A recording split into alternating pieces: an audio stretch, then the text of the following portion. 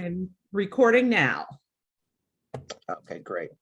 All right. Hello, everybody. I want to thank everyone for volunteering on this board. My name is Zach Gulden. I am the town planner for the town of Emmitsburg. I manage the town stormwater management program, which was created due to the town being a national pollutant discharge elimination system permit holder. You're going to hear a lot of acronyms, and I'm going to call this NPDES, or NPDES permit. So just going to give a brief, literally 2-minute overview. I did email this all to you, but I want the public to be aware of what we talked about.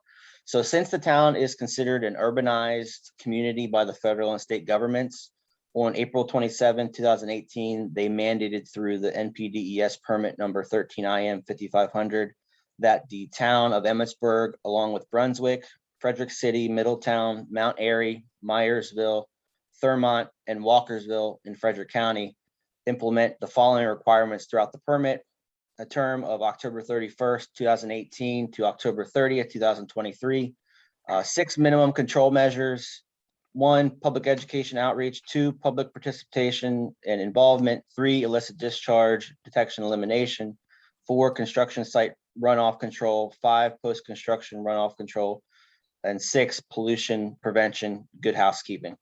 And also our impervious area restoration requirements. The restoration requirement is the costliest of our permit. We are required to treat stormwater runoff from 20% of the town's impervious surfaces. Impervious surfaces are driveways, sheds, asphalt, concrete, etc. Other area that does not soak in the water. Because the water sheet flows into the streams and ultimately into the Chesapeake Bay. It carries pollution from these surfaces, such as oil, trash, etc., that causes damages to wildlife, plants, etc. Eligible projects that we can do for the restoration include stream bank renovation, stormwater basin retrofits, green roofs, tree plantings, and so on. Our permit cycle will never end. After this permit, it will go to another 5 years, then another 5 years, and so on and so forth. During this permit term, we are implementing the following projects in order to meet this 20% mandated unfunded requirement. These were found to be the most efficient and effective projects for the town's taxpayers. Monthly street sweeping, which we do in-house. Monthly catch basin cleaning, which we do also in-house. We are doing a retrofit of the Silo Hill Stormwater Basin. It was at a cost of $224,000. We are planting 26 acres of trees. This costs $434,000.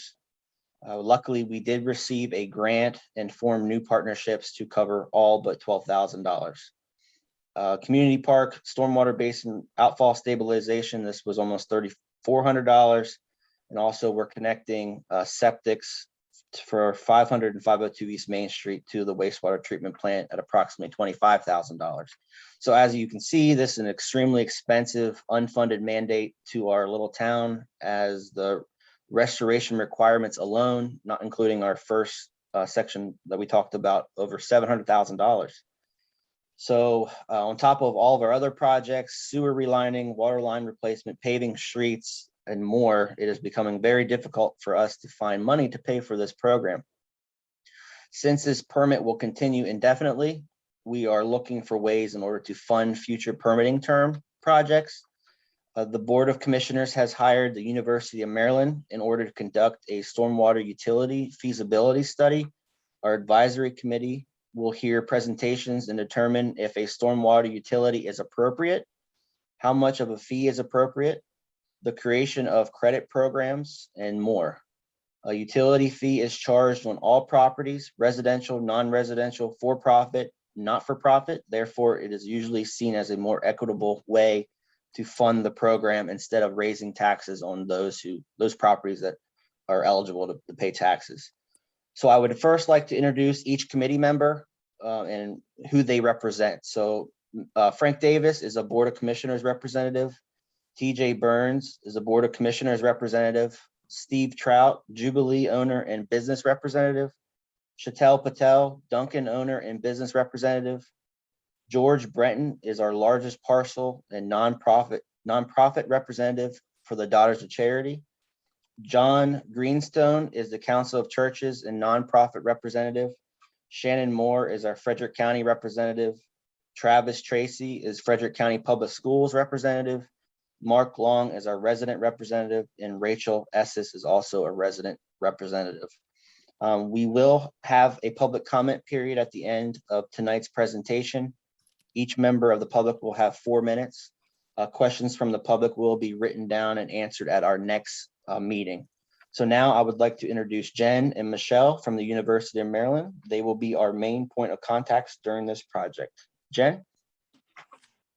Thanks for that, for sort of setting the tone there, Zach, and let me echo my appreciation for all of you spending some time with us tonight and committing to helping us think through what types of options make sense for paying for the stormwater needs of Emmitsburg. You can see on your screen there, I don't need to read it to you. You all are capable of taking a look at that and see what we think we're going to talk about today. We'll give you a little background. I think we recognize that the folks on this committee are coming to this conversation at varying levels of exposure to stormwater management and requirements. And so we thought we'd do a little Stormwater 101 today to just kind of make sure everybody is coming at it from the same starting point. We'll take a look at what some of the other jurisdictions that Zach described as having permits, what they're doing. We'll talk a little bit about the costs associated with not addressing your stormwater needs. And then, the most important part of this conversation is hearing from you all about what kind of stormwater impacts you've seen, what sorts of solutions you think are necessary. And then we'll talk a little next steps, and then we'll open it up to public comment should there be an interest in that. Next slide, Michelle. So the Environmental Finance Center is located in College Park at the University of Maryland. We've been around for about 30 years now. We work actually throughout the Mid-Atlantic in helping communities figure out how they are going to pay for resource protection and restoration activities that they have decided are important to them. And recognizing about a decade ago, recognizing that more and more was being expected of local governments, particularly around stormwater, and that the price tag, as Zach described, can be staggering. We established a stormwater finance and outreach unit at EFC, really to sort of hone in on helping communities find feasible, reasonable pathways forward for accomplishing the things that are both required of them, but perhaps locally important and not necessarily a part of their permit. And we've worked with probably several dozen communities throughout the Mid-Atlantic. We've worked with about a dozen communities in Maryland so far. And I will say, what does a financing strategy look like? Each one looks a little different. We really think it's important to roll up our sleeves and work side by side with the local community because the solution that makes sense has to make sense for that jurisdiction, for that municipality. It has to make sense for Emmitsburg. And each one of these solutions, each one of these financing strategies looks a little different. We try to start with looking at ways to get really efficient and where are the opportunities to save some money. What kind of revenue streams do we want to look at? Zach mentioned the potential of a utility, but we would also, we're not presuming that that's the solution. I would say of the 12 communities we worked with, maybe half of them decided to go the route of a utility. Others decided to go other routes. So make sure you guys have been very successful at pursuing grants and being able to leverage grants. So we'll look at the full gamut. What are the ways that we can engage private property owners and see if there's some opportunity to reduce the burden to the town. So we're looking at all options. And then, at the end of the day, we present you all with the sort of laundry list of options that we think would be appropriate. And then the town the town itself gets to decide what makes sense and what they want to move forward with. That's not our decision to make. That's up to the town. You have to go with the mix of cost saving and private sector engagement and funding opportunity strategies that make sense for y'all. Next slide, Michelle. And I think at this point, we can dive in a little bit to sort of the Stormwater 101 conversation, just to make sure that we're all starting from the same point of understanding. Michelle, I'm going to hand it over to you for this. Okay, thanks. Can everyone hear me okay? Yes. Thank you. As we go through this, it is a small group this evening. Right now, we don't have anyone from the public with us.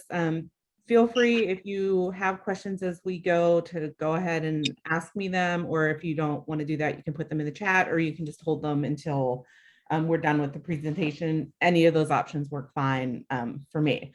So we're going to start with Stormwater 101. What is stormwater, basically? This picture here shows you what we're talking about, what Zach had mentioned earlier. Stormwater runoff is water generated from rain and snow or ice melt events. It's any water that flows over any kind of land, your roof, other impervious or hard surfaces, places where the water is not going to soak back down into the ground. And the important thing about stormwater is it carries pollutants into our local waterways. So if you look at this image here, we've got the rain landing on the roof, the water flows off the roof, it goes across the lawn and it picks up your fertilizer and your pesticides, it goes across your driveway and it picks up oil from your car and things like that, and goes into storm drains. And then those storm drains usually connect to bodies of water. So we call stormwater runoff non-point source pollution. It's pollution that comes off the land, not from a specific source. The opposite of non-point source pollution is point source pollution, which would be something that you can identify where it's coming from specifically, out of a pipe at a factory or something like that. So non-point source pollution includes fertilizers, chemicals, sediment, bacteria from animal waste or human waste, and sewage. Trash is also considered a non-point source pollutant. And all of these things are managed through the MS4 permit. There's a lot of reasons that we care about stormwater, but it does a lot of bad things to water quality. It decreases water quality, it decreases aesthetics, especially if you start thinking about trash. It can cause algal blooms, which also decrease water quality as well as aesthetics. It contaminates the drinking water. A lot of people don't think about where drinking water comes from, but most of our drinking water comes from rivers and lakes and other bodies of water that can be impacted through the stormwater runoff process. Stormwater runoff causes an increase in nutrient and bacteria levels. It can be harmful to aquatic life. It can also be harmful to humans and pets. So all of these are reasons that we need to be conscious about stormwater runoff. These just show you some pictures of some of the other impacts. You see algal blooms, which can have impacts on aquatic life. We can have infrastructure damage from stormwater runoff, causes harm to roadways and bridges and things like that. And then we have, undercutting of stream banks that happens as a result of stormwater runoff, as well as trash pollution. So all things that we need to think about. Which leads us to how stormwater is regulated. The Clean Water Act was established in 1972, and it established the basic structure for regulating water pollution. And basically, the Clean Water Act allows the Environmental Protection Agency, or EPA, to implement pollution control programs. Letting someone into the meeting. This has led to the development of what we call total maximum daily loads, or TMDLs. These are basically a pollution diet. A TMDL regulates how much of a specific pollutant can be allowed into a water body at any point in time. And these are both bay-wide, meaning throughout the Chesapeake Bay watershed, as well as local. And then essentially what happens is the buck gets passed downstream, right? It starts with the EPA. The EPA passes regulation requirements onto the state. The state then passes regulation requirement onto local jurisdictions, which is what happens with the MS4, or the Municipal Separate Storm Sewer Permit. These are federally mandated permits, but they are issued by the state, and they basically regulate the pollution that is coming from your storm drain. So what has happened is the EPA has said to the state of Maryland, these are the reductions that you need to make for things that are regulated with these TMDLs. And then the state of Maryland says to all of the smaller jurisdictions and municipalities, okay, you all have to do your part. And that's what the result of the MS4 permit is, the specific part of reductions and control that Emmitsburg has to do. So as Zach mentioned, every MS4 permit has 6 minimum control measures that need to be acted upon. There are many, many, many things that you can do for each of the MCMs. What I've done here is I have picked the ones that are, I'm going to say, easiest and most commonly done by people that have MS4 permits. So the first one is public education and outreach. And the easiest thing to do here is develop and distribute education and outreach materials that are teaching your residents and constituents about the impacts of stormwater, why stormwater management is important, what people can be doing at home, those sorts of things. The second one, which kind of goes hand in hand with the first one, is public involvement and participation. And so this involves things like promoting and holding events such as stream cleanups, tree plantings, Earth Day events, ways for the public to get involved in these activities.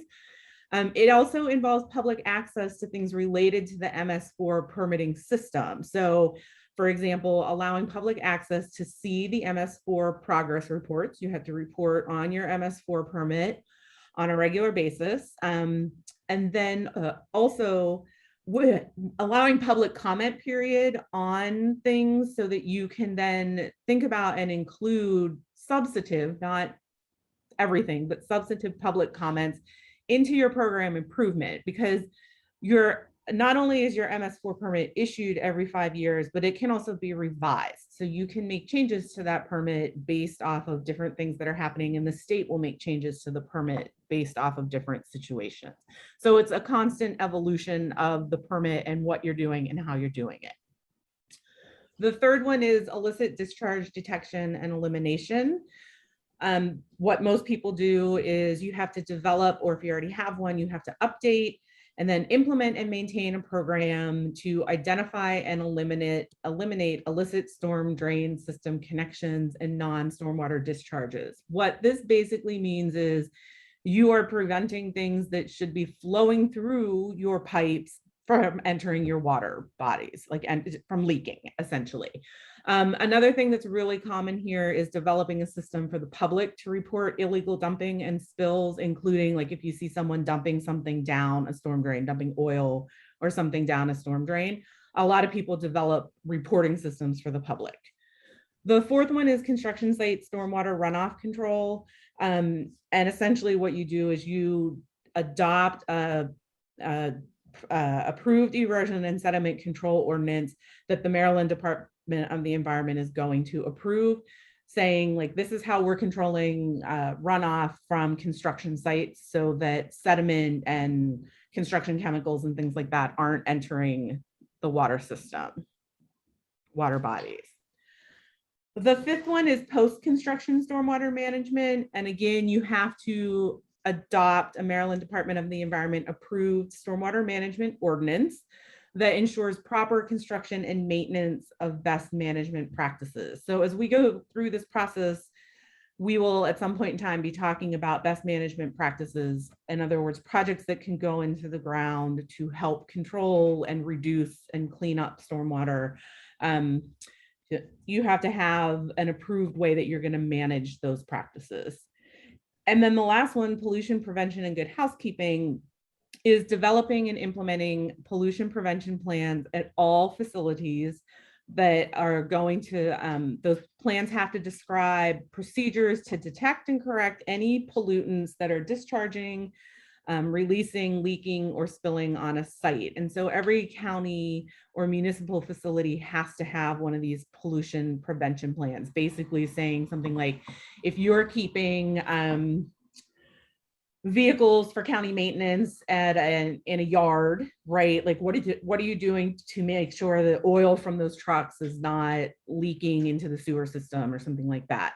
Another thing that people do in this one is track and quantify your efforts to reduce the use of fertilizers, pesticides, and de-icing materials.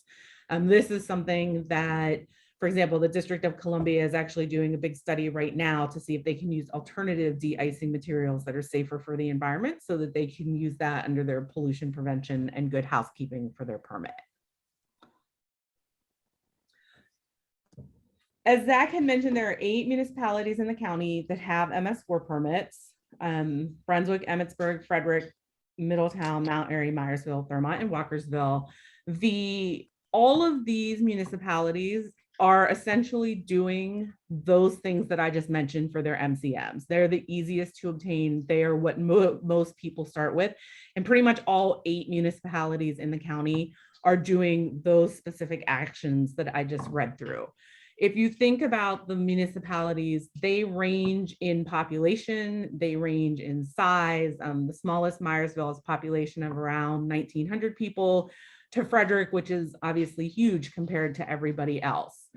The only jurisdiction with an MS4 permit that currently has a stormwater fee is Frederick. Everybody else is currently managing stormwater issues through other means or engaged in conversations like you all are starting to have. The one interesting thing that we did find was that Thurmont is looking at using a lot of their ARPA money to try and deal with their stormwater issues to put towards stormwater projects. And so the reason I wanted to talk about this is because we want to really drive home the point that Emmitsburg is not alone in this conversation. There are lots of other places who are having the exact same conversations and challenges that you are having right now. We have this permit, we have all of this work that we have to do with this massive amount of money that we need. How do we take care of it? And so we wanted to do a little bit of a comparison between some of the other jurisdictions in the county to show you sort of where everybody sits in terms of population, in terms of budget amounts for, annual budgets, the number of staff that you have, and also the impervious area restoration requirement, because those things can vary dramatically. And ultimately, as we start walking through this process, a lot of the solutions that you're gonna discuss are going to be tied to things like, how many staff do we actually have and what kind of work can we handle? How much of a budget do we have and how much of a deficit do we have? And also this last column about impervious area restoration requirement.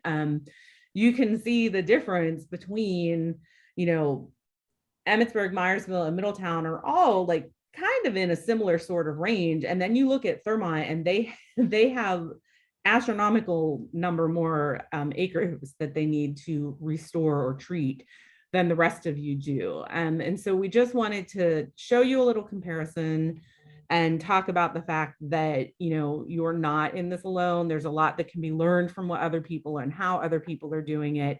And everyone is basically, facing the same challenges. I see in the chat just a couple questions we want to address. Jen answered ARPA is the funding from the American Rescue Plan Act. And then a question about how are areas like Urbana and Linganore not required in this?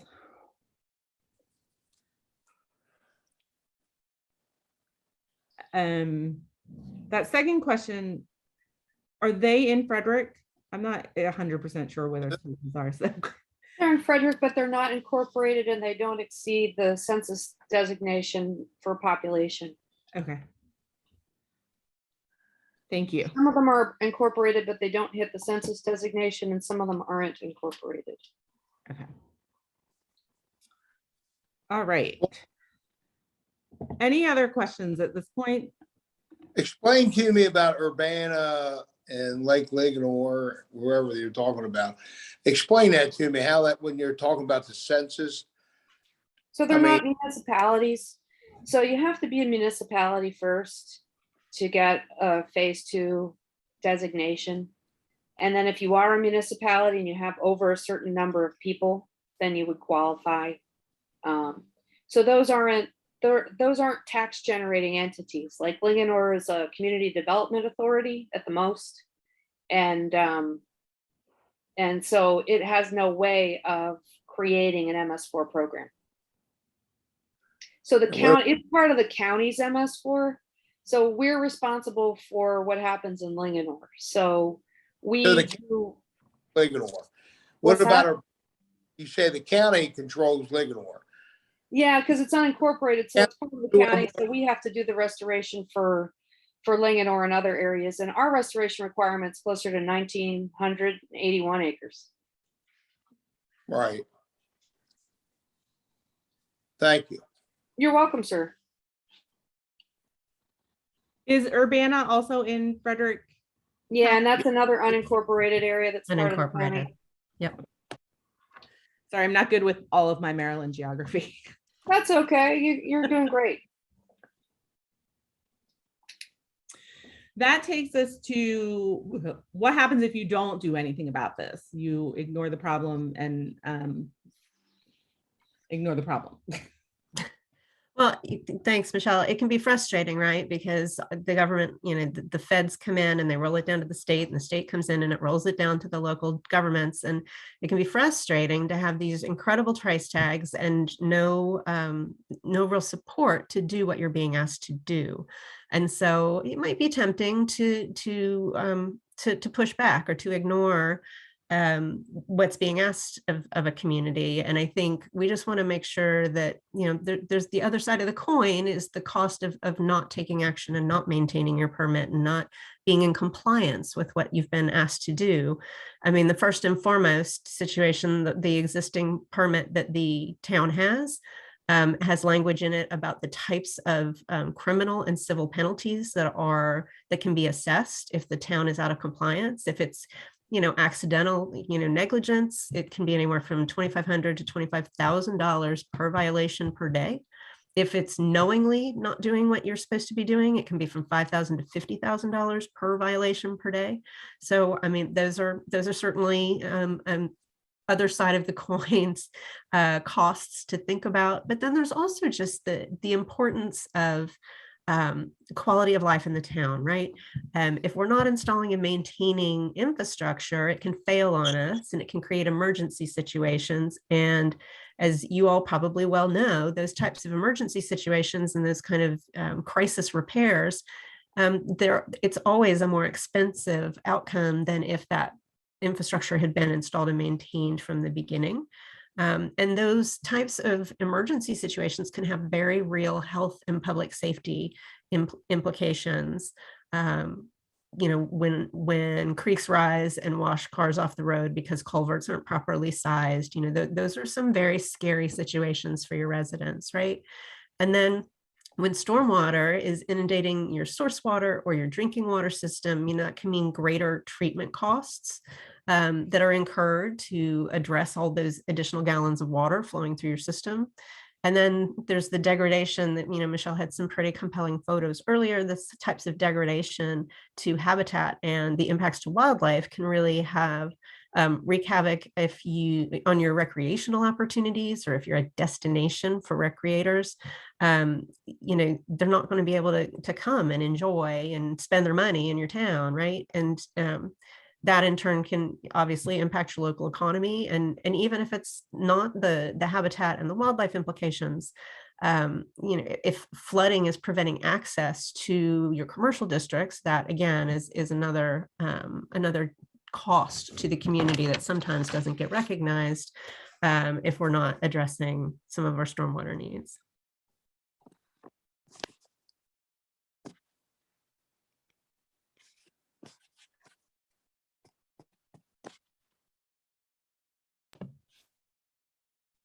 So I think at this point, what would be helpful, we have a question here, and Shannon, this might be directed to you because you can speak better on the county's behalf. Our taxes and fees we pay to the county are funding those two areas and all their new construction and building, which is creating more strain on compliance. So that's a complicated answer because there are standards for new development that are different from old development. So new development has to meet woods in good condition, stormwater requirements put out by the Department of the Environment. And they've got guidance manuals and stuff on exactly what they mean by that and what practices qualify. But the idea is that if you build new development that way, it's not going to require a retrofit.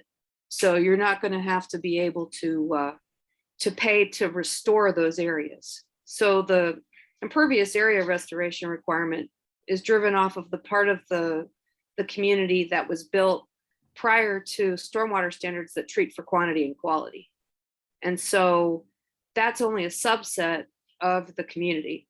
And so the same thing that's true in the towns is true in the county. In fact, the county administers some of those programs for towns like Emmitsburg, where it's reviewing your construction and it's making sure that it's being inspected during construction, and that when it's been built, it gets inspected, and then every 3 years it gets inspected.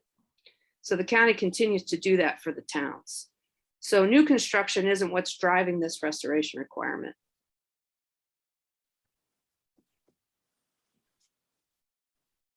Maybe I didn't answer the question correctly then, but so Urbana, Linganore are not incorporated. So they're not required to, as Zach mentioned earlier, we found $725,000 through grants and everything else.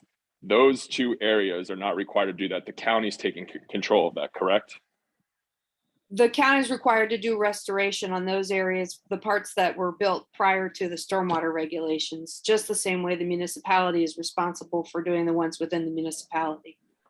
Okay, so there's where I have a problem, because the town of Emmitsburg is almost getting double hit then. So we're paying to fund the town, and then we're paying to fund and help the county pay for those two unincorporated areas because they're not included in that. Am I correct in saying that?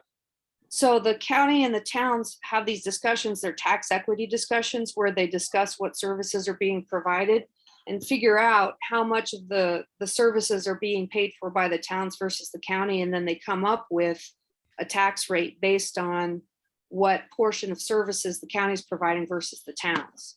So that's where that conversation comes up. Okay, so to me, I think it's, and I'm speaking as one of the commissioners and having to deal with this for the last 2 years, and we've had long discussions about this. The fact that what's stopping us, and I know Zach will get mad at me for saying this, what's stopping us from unincorporating tomorrow and saying, hey, Frederick County, it's your problem now? Yeah, we said the same thing to the state, like, for example, about why is it that we have to administer these stormwater inspection programs for the state because they're delegated to us, we're not getting paid for doing it.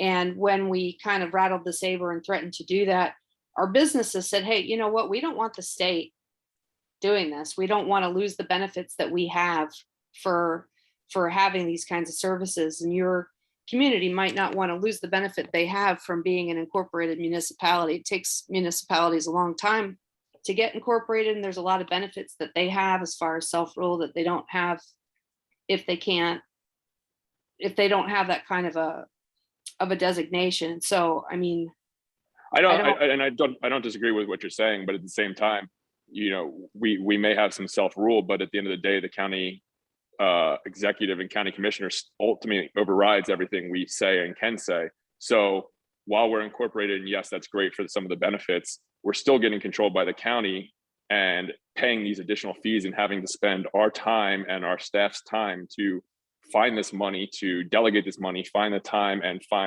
in our case, we had to go annex land in to be able to plant all these trees and things of that nature, where, you know, the problem I have with the example right now with Urbana and Linganore and some of those more affluent areas versus Emmitsburg is that they're not having to deal with that versus we're having to spend our time, effort, and money to handle this.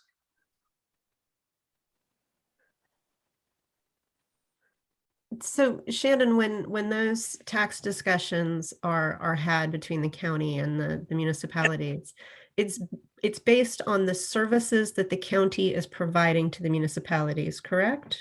yeah, they share, you know, there's some services that are shared. There's some services that the municipalities handle on their own. And so it really just depends on what share of services they have and that conversation that they have about it. I'm not party to those conversations, so I couldn't tell you exactly how they go, but I know that's where that discussion takes place. I will say that the county does handle our pre and post construction stormwater management for new construction, which I know that saves the town, especially recently with all of our new development, hundreds of thousands of dollars a year. So we do have a good partnership with the county in that respect. And Zach, there's another question in the chat that I think you might be best positioned to answer. Do we have any sort of stormwater facilities in the town or just a pond that we have? Yeah, sure. So we have probably at least 30 different stormwater systems throughout the town. Just as Shannon was explaining, if anything was built prior or previous to 2002, they were basically built for quantity and not quality. So this permit's really about both quality and quantity. So Mr. Patel, over in your neck of the woods over on Silo Hill Parkway, you have a pond that was built after 2002.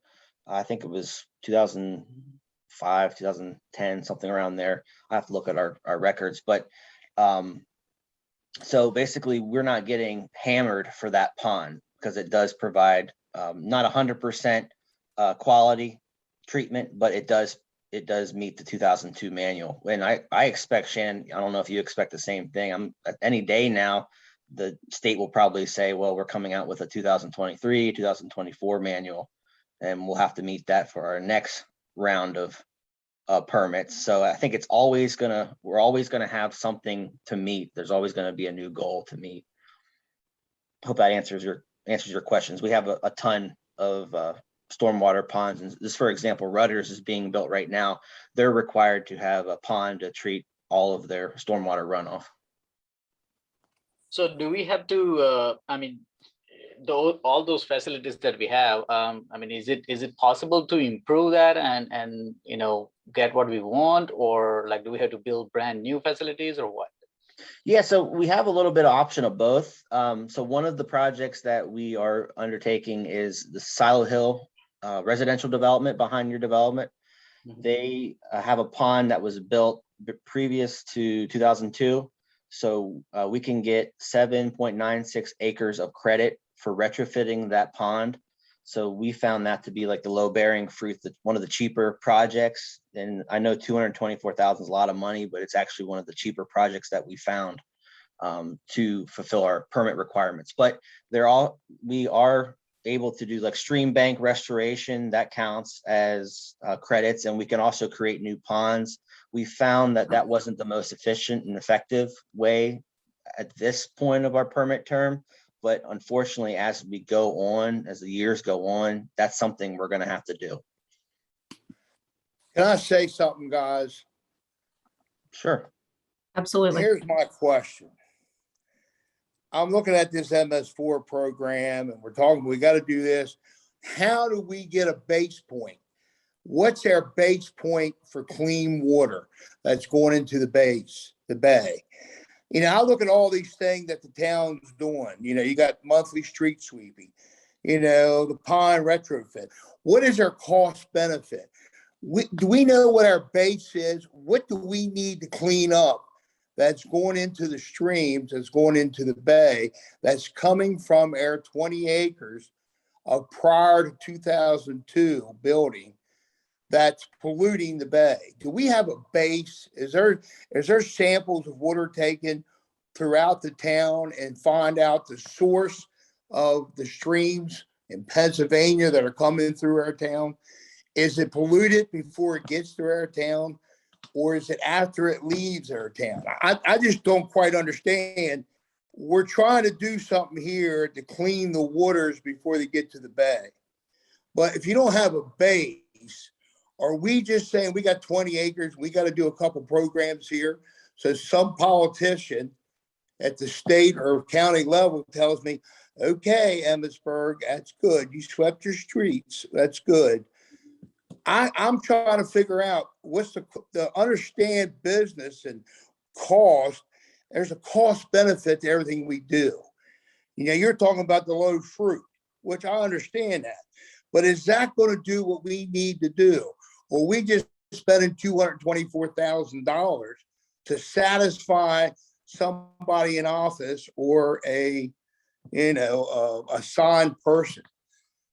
I just don't understand this. I'm just trying to figure out if we're trying to clean the waters before they get to the bay, don't we have to understand where it's coming from and what's the source of the problem?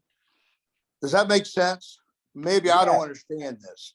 Yeah, I think the state would and the federal governments would tell you that every municipality is the problem. That's fine, but but you still need a base. If you want to fix a problem, you've got to understand what the problem is. You can't throw money just to throw money. You know, that doesn't work. You have to understand, if you don't understand the problem, you can't solve the problem. So if we're dealing with problem with runoff in our town, I think we got to find out what the source of the problem is. You may have 80% of that 20 acres is not a problem, and then the last 20% is what your problem is. So then you can say, okay, here's are the areas we need to discuss and fix. Steve, I think I can answer your question to that, because when we had our last town meeting and we had the consultant down from Lancaster in, the difficult part about that is there's never going to be an end to this. It doesn't matter. We could have the cleanest water that you could bathe in and drink from with your hands and everything like that. It could be the cleanest source of water that they bottle and send across the country. We're always going to have this MS4 thing. Because I asked the question directly. So it's not and I could be wrong about this, but it's not about the source of cleaning the water. It's the long term of having to continuously do this. It's not, there's no, hey, our water is the cleanest in the nation and we're perfect. Right. I agree. This is what I thought it was. This is nothing but the rain tax that was floating around here several years ago. This is what they're trying to do, is to get another tax. That's what this is. It makes sense. So part of the problem with the pollution that we are specifically talking about is it doesn't come from a specific point, right? It's not like you have a factory that is dumping pollution into a stream. The things that we are talking about are pollutants that come from the land based off of our daily activities, right? And so it's really hard to say, you know, we have 20 acres that we need to look at, and like, you know, this area is where the pollution is coming from, because it is pollution that we are all generating every day in our lives, right? That's why it's called non-point source pollution. It's coming from everywhere. And so you have to think about it in the sense of it's a theory. You're talking to me as though this is the theory of what they've discovered over the years. They figure this is the process and this is the evolution of their theory on pollution. Well, it's not a theory. Like the numbers, like you were saying, it's a theory, and we got to find a way to generate something to cover the theory. There are numbers behind it. So like they didn't just pull numbers out of the sky. They know there's too much. If we stick with nitrogen, phosphorus, and sediment, those are the big three.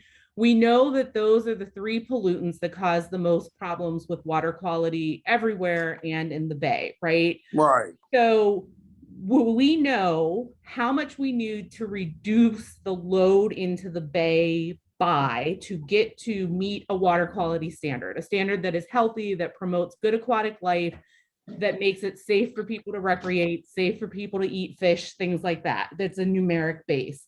So we know the whole Bay needs to be reduced by this much. They then did studies to figure out, okay, of all of the nitrogen in the Bay, what percentage of it is coming from what river, or the phosphorus, what's coming from what river? So for example, like 75% comes from Susquehanna out of Pennsylvania. The Susquehanna is the leading producer of phosphorus in pollution because largely of agriculture. They are, because that's 75% of the fresh water coming into the Bay. Yep. And we all know what's coming out of there. So the point being, the state reduction, the reduction that Pennsylvania is responsible for the Susquehanna for phosphorus is higher than it is for any other river in the Bay, because that's where most of that pollution is coming from. So these numbers are grounded in science, and they do studies to figure out like what types and amounts of pollution are coming from what places. So they aren't just willy-nilly numbers that were made up. But the problem is, unless we reach a point where like we are no longer using any pesticides, or we're no longer putting fertilizer down on the ground, and we're no longer driving cars that use oil and gas in them. Like, these types of pollutants aren't going to go away, which is why you constantly have to keep them in check, right? Like, that's why it's called a pollution diet, because it's just like, I have to diet, right? Like, I have to watch what I'm eating, because the problem doesn't just go away. But the important thing is, like, the numbers are grounded in science. They're not just numbers that were made up to be able to raise more money. There is science behind it. And Excuse me, Michelle, I understand what you're saying. And I understand that this is an ongoing process. But so what I'm understanding here is that every 5 years, we have essentially this accreditation. Is that correct? So what, and this might speak to Steve's question a little bit, what is the assessment? Like, what, at the end of that cycle, what are we being gauged on? Is it simply, look, guys, we made an effort, or are there hard numbers by which we're being assessed? You will never know, because you don't have a baseline. Yeah, Steve, we do have a baseline. So Like me starting a business and saying my checkbooks is, it doesn't matter. I just write checks as long as I got checks. There's no base. So our base is 20 acres. It's 20.45 acres. So that's 20% of our impervious throughout the town.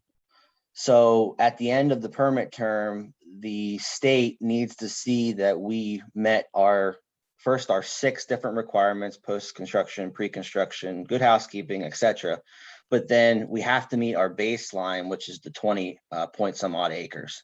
So if we don't meet those requirements, then the states, they can get kind of nasty.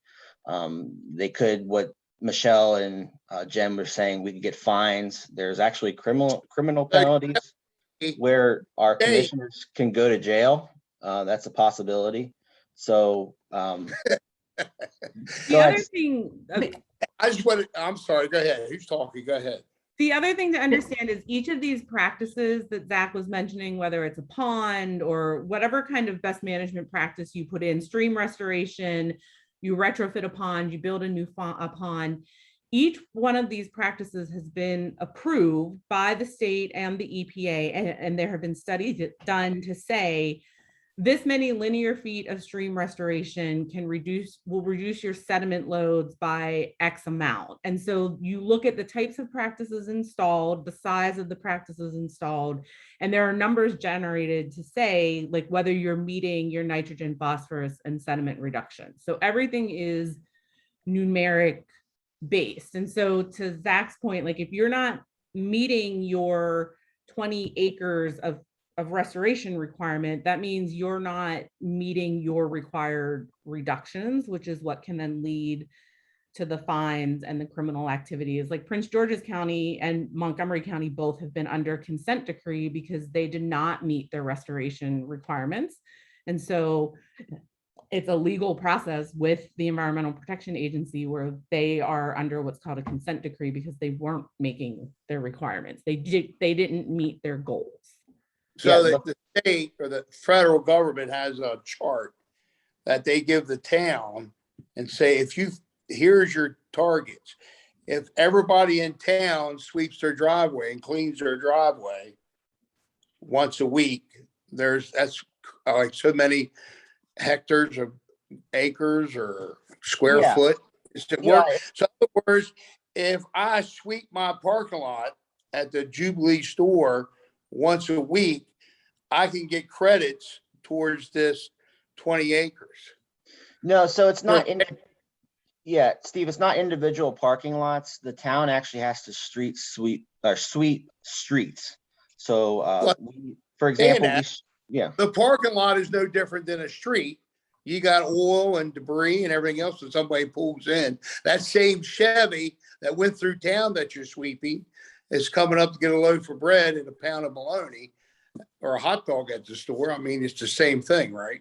No, absolutely. But unfortunately, the state, right, it's still a parking lot. However, they don't give you credit for sweeping parking lots. It's just that you don't get a whole lot of credit and it's not the most cost-effective practice. But you get some credit for it. It's not high on the chart. Is that what you're telling me? Correct. Mr. Trout, where I think your point is really important though, in understanding like where is this stuff coming from, is it gives us an opportunity, if we have a better understanding that fertilizers are an issue or dog, pet waste is an issue, it gives us an opportunity to really target the kinds of outreach and education that we do to get people to change their behaviors so that we're not having as much of that's not as big a source of the problem. So I think your point's really important about understanding where it's coming from, because it really informs how you target your outreach and education to property owners. I think you're right, Jen. I think as a citizen of Emmitsburg, really the people have to understand why we're coming after them. You know what I'm saying? They got to understand that what this is. I mean, somebody, just a good guy like me, I'm thinking, well, they're just looking for another tax. It's just another line on the chart. So that's how I think, okay? Because I watch what they do with money. So, that's something that really the biggest thing is in this whole program is the education of the community.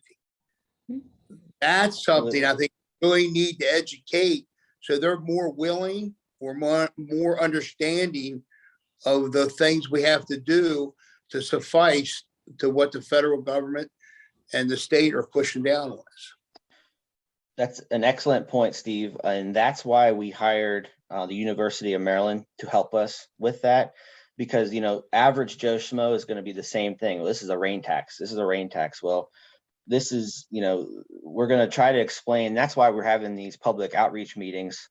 And we're going to post them as much as possible because we want people to understand our program. And Jen brought up a good point about public education. One of our aspects of our permitting is to find, what's our biggest point of pollution here. And we don't have large factories that have the big pipes going out into the streams. We have dogs that are pooping on the lawns. We have people putting fertilizers on their grasses and things like that. So you have a really great point. And I think that's something we really need to work on. And that's also why those first two MCMs are focused on the public, right? Like educating the public and engaging the public to have them help them understand what the problems are and what activities in our daily lives do to impact them. And I think that pet waste is a great example. I do a lot of work focused around pet waste. And it's amazing how many people don't understand the many, many, many ways that pet waste is bad. And the fact that it's harmful to human health, harmful to pet health, it's bad for water quality. They don't understand why we can use cow fertilizer on farmland as manure, but we can't use dog poop as fertilizer. And so I think that pet waste is a really important and key education piece for a lot of people, because it's kind of like the gateway. I'm shocked every day by how many people say to me, I had no idea that pet waste was that bad. And so it's low-hanging fruit per se. Rachel, did you want to jump in here? I did. That's my question. So specifically say to that bullet point of public outreach and education. So how are we assessed on that? So my question is, if we post these meetings online and we have a table at Community Day educating people about pet waste, can we then show the state, like, look, we did these things? Or do we need to have some sort of quantifiable, 20% of homes that have a pet now have this new procedure for disposing of pet waste? So like, when you say something like education and outreach, how do we quantify that in a way that's going to satisfy the requirements for the state? Yeah, so what we're doing right now is we're required to do it in an easy way, try to easily explain it. We're required to do at least one public outreach item per year. So for example, in the past, I've had rain barrel workshops because, rain coming off your roof goes into the street, picks up everything. So one way we're trying to really target the people is to sell reduced rain barrels. So that counts as our public education and outreach. And this meeting counts as public education and outreach. So for this permit term, we're really going to go above and beyond, because we're just going to be pushing so much information out to the public to explain, what kind of trouble the town's having right now with funding. How are we going to fix this? What can we do? What kind of partnerships can we form? So we're meeting our public outreach and education requirement pretty easily. That's one of the easiest ones. However, we still need to expand it, because we need to get the, I see you thinking, go ahead. I'm sorry, I know I'm being the problem person tonight. It's okay. So from a scientific and environmental standpoint, I am so with you. And I'm like, let's find ways to push this. I guess my question is, so we rally Emmitsburg, right? And we do great stuff. And maybe we even get, heck, I don't know, we all agree on the tax, right? And I'm not saying we should, I'm just saying, like, we do all these things and we make huge efforts. 5 years from now, when we have to go, or whatever it is, when we have to go through this again, do we have to go beyond that? Right. So as much as from an environmental standpoint, I'd like to argue for that. Like, are we shooting ourselves in the foot by doing a lot in this one period? Are we making it hard on ourselves down the line? So, what TJ was talking about, we had a really good presentation. Aero Consulting, we hired them to come and talk with our board and talk with Delegate Pippi.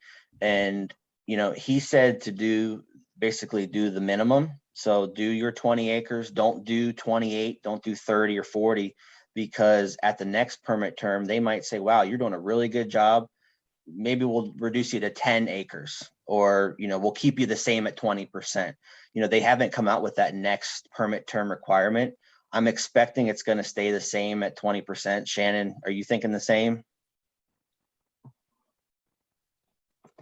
Kind of putting you on the spot here. No, that's okay. So what MDE is doing now is they're saying, this is what we think that you can do based on what the most is that you've done in the past. And we're going to set it at that. So unfortunately, there is not a reward for exceeding your requirements in that way. Sure. And that's what I got from the presentation as well. So, we need to at least meet our requirement. So if we stay at that 20 acres, hopefully it stays around there. But if we don't do 20 acres, there's a possibility that we can get fined. So it's one of those, damned if you do, damned if you don't. But Rachel, to get back to your initial question, I think, like, in terms of education and outreach, like, there's not a specific number that does, like, the permit doesn't say you have to have 10 education and outreach events a year. You just have to basically plead your case to the state saying, here's what we're doing to educate the public, and you provide records, right? Like, if you look at the NIPD's report that is submitted, it'll say, like, we had this stream cleanup and we had this many people attend it or whatever, but they're not concerned about how many events you have or how many educational flyers you make. They're just concerned about the fact that you're doing it. And so in that regard, there's no, like, penalty for going above and beyond, because there is no bar in terms of those things. It's just, are you doing them? Does that make sense? Yeah. Okay. And then there's a question in the chat. Do the education initiatives need to come from the town government, or can businesses sponsor programs which will count towards the requirement? That is an excellent question. And one of the things that Michelle and I frequently talk about with communities, that, this is the outreach and education piece is something that is really ripe for partnering with either a local watershed group or some other type of, maybe there's a Trout Unlimited chapter or something along those lines. Somebody else who does this kind of work as a part of their mission already. It can be a nice cost saver to tag team with some of those other nonprofits. And if it's the business community, we'd welcome that as well. I think that makes a lot of sense. Mm-hmm. And yes, those things can count towards, as long as the town has some sort of engagement in the process, that those things can count towards the permit requirements. Yeah. So, like, if Zach puts it out on the website or the town logo goes on it and then he reports it, it doesn't matter if, like, it's an activity that we do or whatever watershed group or church or whoever does it, as long as the town is promoting it or something to do with it and then reports it, it can count regardless of who leads or does the activity. Yeah, and that's a really good question. And George, I know you know this answer, but the rest of the board might not know. We're partnering with Streamlink Education and also the Daughters of Charity to plant 27 acres of trees. So that's part of the public education as well. We've had 3 tree planting events this year, so that counts towards our permit. Even though we only required to have 1, we're going above and beyond. But that's to meet our restoration requirement too. So that's not just for the public education aspect. Mm-hmm. Well, I'm going to chime in. I'm the reason we're all here tonight. I'm the guy that's been fighting this for a year and a half, and it has nothing to do with not believing in the environment and clean water. I have property on the other side of the Bay Bridge, and I'm all about that. My problem is this just seems like a big circle that never connects. We know we have issues. So you say that the state or whoever is going to fine us if we don't do what we need to do.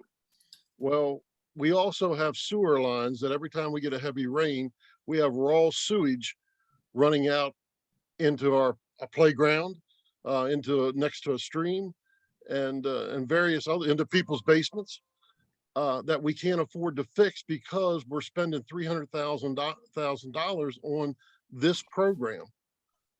So you would think a project like that would be so important, we could put that money towards fixing those sewer lines. Any given month, somewhere between 50 and 70% of the water going to our wastewater treatment plant is wild water. So that tells us that there's sewage getting out in a lot of places in Emmitsburg that we don't know about.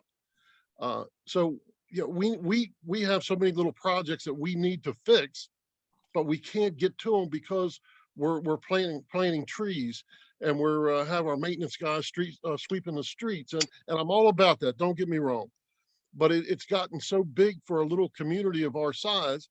We're going to have to hire more staff. Our town planner is using 40% of his staff time working on MS4.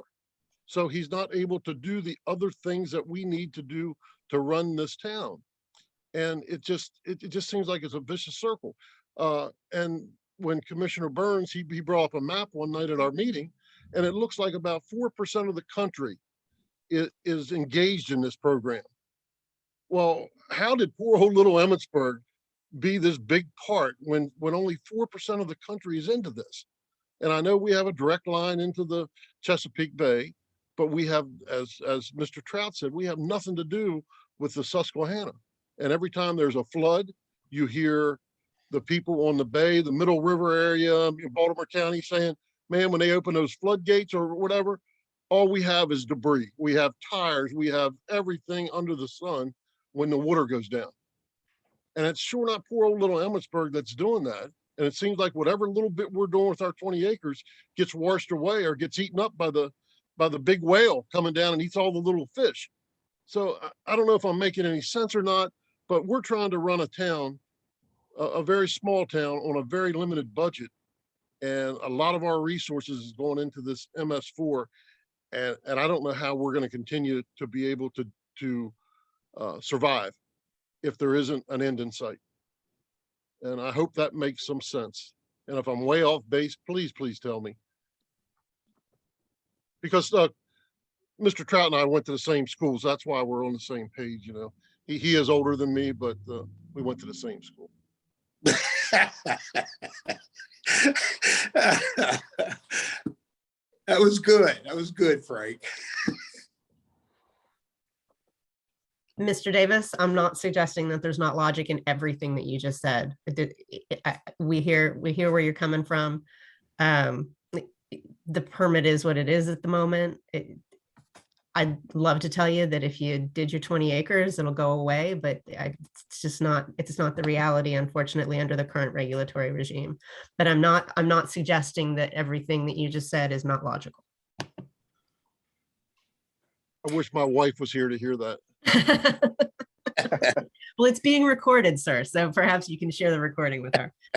I think one of the other things that we encourage communities to think about, as frustrating as the regulatory landscape might be, if you are very thoughtful and intentional in the kinds of projects that you select, they can provide other benefits to the community that besides just managing the stormwater for volume and quality. You know, if you're doing the trees, that might offer some additional shading or air quality improvements or recreational opportunities. It might, if the trees are being put in and stream restoration, that might be cooling the stream so that you have better fish habitat.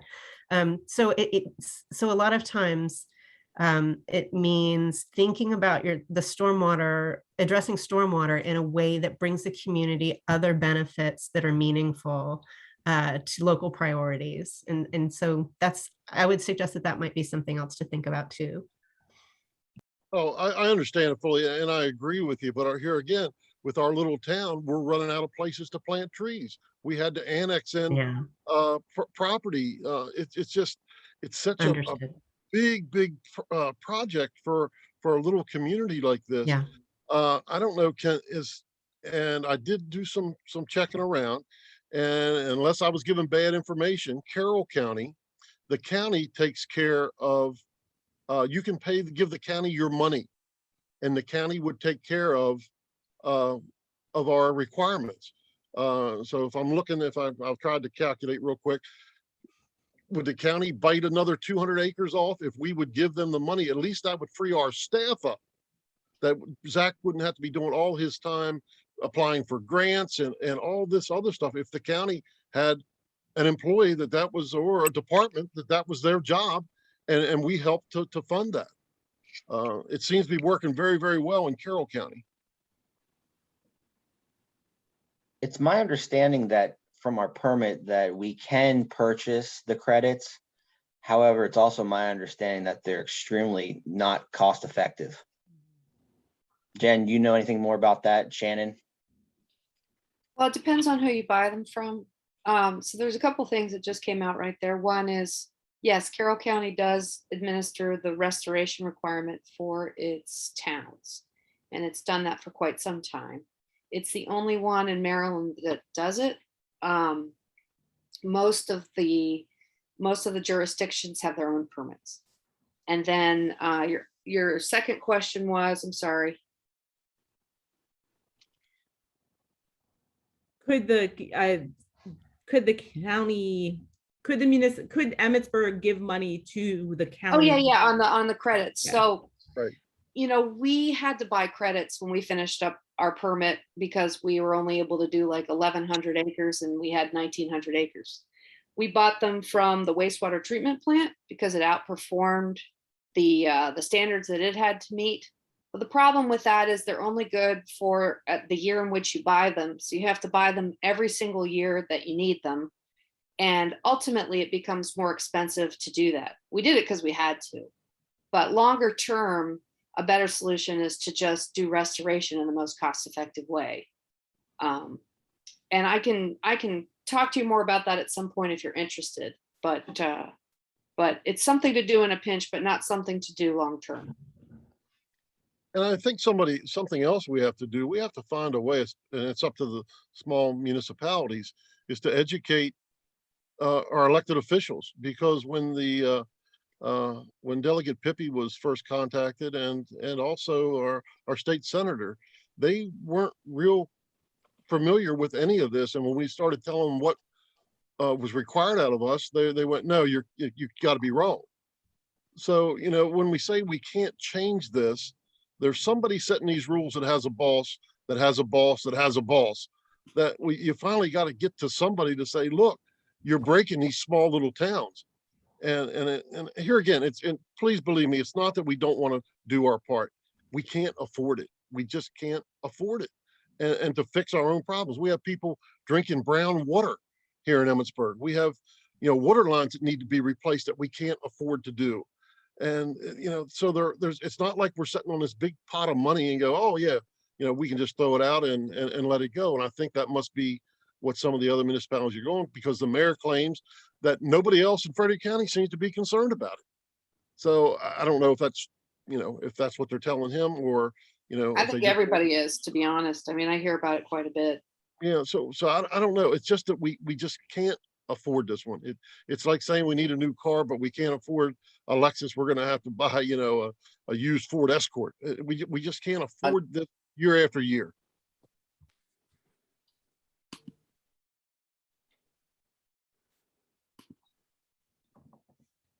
And I promise you, I'm done for tonight. Thank you. You don't have to be. This is exactly the kind of discussion we were hoping to have tonight. So I appreciate all of you and your candor and delivering your opinions in such a professional and productive way. I'll also say with regard to the comment about educating elected officials, that absolutely is, you know, something that needs to happen. And we've done work in other places with educating elected officials about these things. And part of the problem with those positions is there tends to be, there's such frequent turnover in them, right? And so you get somebody in, you bring them up to speed, and then their term is over and they're gone. And so there's no continuity with that, not only the transfer of knowledge about what has to happen and why it has to happen, but also transfer of knowledge about like what's currently being done and how are we dealing with it, you know? And so I think that educating elected officials is definitely something that needs to be discussed and be on the table in terms of things you look at. Hey, folks, just as a resource note, I'm going to put something here in the chat. There's a guide that we put together with the local leadership work group of the Bay program that I'm the chair of this year, that has resources for elected officials on a lot of these topics that are quick and dirty to help you to get up to speed on certain things if you're interested. Oh, thank you so much. Yep. Thank you, Shannon. Those are great.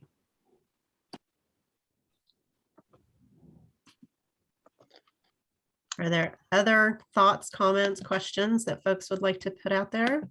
Yeah, can I circle? I'll circle back to something we talked about earlier with the how they designate, you know, based on municipalities and things of that nature. You touched on the census question, and obviously we talked about it was Myersville with only 1,900 people, and then up to Frederick with 72,000 and things of that nature. When they're talking about the census, are they also taking into consideration like median household income and already taxes and things of that nature? Because if you look at Frederick County as a whole, you know, the wealth distribution in Frederick County definitely is closer to Frederick and south than it is as you go north. So, you know, when they mention census and take into consideration all these things, and as Commissioner Davis said, you know, we get hit pretty hard and we're, you know, getting strapped for this. You know, are those economic considerations taken into consideration as well? Not in determining whether or not you get a permit. It's based on the census designation as your population. The newer permits that Maryland just issued to the large jurisdictions did have them fill out pretty lengthy questionnaires about all kinds of things having to do with income, median household income, population number, stuff like that. I don't know if they're going to do that with the phase twos when they issue the next round of permits or not. We had to do that recently as well, but we haven't gotten our new permits yet. But we did have to answer all those questionnaires. So, do you know if it had any effect on how they, you know, with those larger municipalities, if they had any effect on how? No, I have no idea how they use that information, but I know the Environmental Finance Center helped them to develop that. Okay, thank you. Yeah, we did help MDE develop some metrics to think about the affordability of what's being asked. To the extent that that is informing any decision making at MDE is still unclear to us.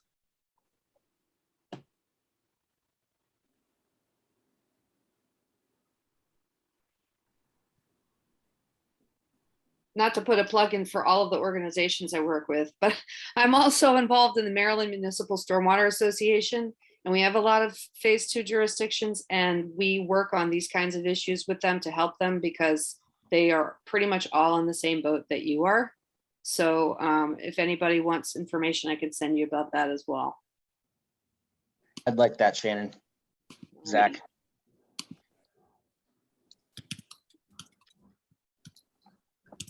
Yeah, so I guess the main takeaway from tonight is, trust me, we're not happy that we have to do this, but unfortunately it is what it is right now. but we still are going to push our legislators, we're still going to push everybody. But in the meantime, I don't think anything's going to change. That's my professional opinion. We've had states sue the federal government and lose. I sued the state and lost. You sued? Yes, over the restoration requirement because I thought it was insane. Oh, for Frederick County?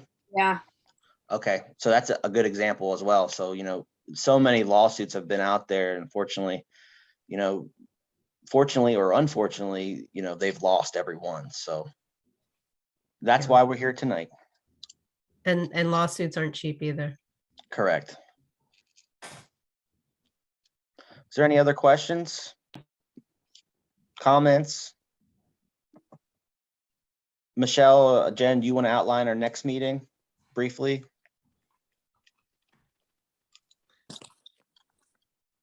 So here's our next steps. Close my chat. I have so many things open on my screen, I can't see the presentation. So where do we go from here? We're going to continue. We've been in the process of reviewing budget information and completing essentially a level of service analysis. We're going to be developing some outreach materials for you all. I think we're going to be starting with some of the things that we talked about this evening. Our next meeting is going to be Thursday, December 16th at 7 o'clock. It should only be an hour long. We did ask for a little extra time tonight because we thought there would, be a lot of background information we needed to go through. And so at that next meeting, we're going to talk about the results of what we've looked at so far. And then we're going to get into some options for completing stormwater management projects, different things that you can do. And that will be what's up next. And Zach, I'm assuming in addition to the recording of this, which I will send you tomorrow, you'll also, I'm assuming, put the presentation up or no? Yes. Yep. Absolutely. We can definitely do that. Okay.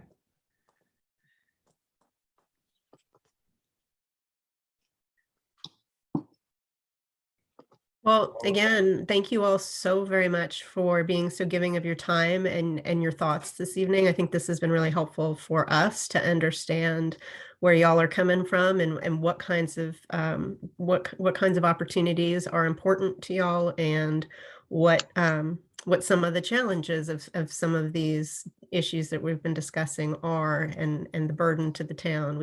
That's been very helpful for us to get a better firsthand understanding of that. If there aren't any additional questions, I think we might be able to give you 10 minutes of your evening back. Thank you, everybody, for your time this evening. Sounds good. Thank you, everybody, for taking your time. Thank you. Thanks, everyone. Thanks so much. Good night. See ya. Thank you.